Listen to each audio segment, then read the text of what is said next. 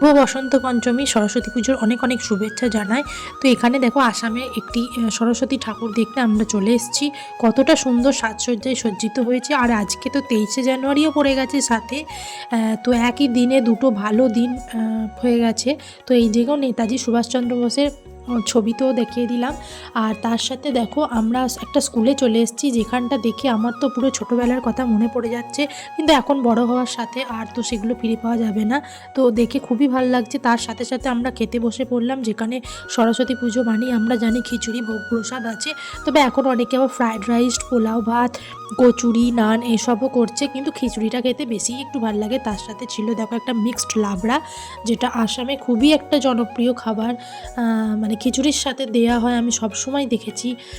যেটাও খুব সুস্বাদু টেস্টি হয়েছিল। এর সাথে একটু আলু ভাজাও ছিল সাথে, যেগুলো সব কিছুর ভিডিও তো আমি আজকে করতে পারিনি, কারণ খাওয়াটা এত সুন্দর খেতে লাগছিল যে আমি ভিডিও করার কথা ভুলেই গেছিলাম।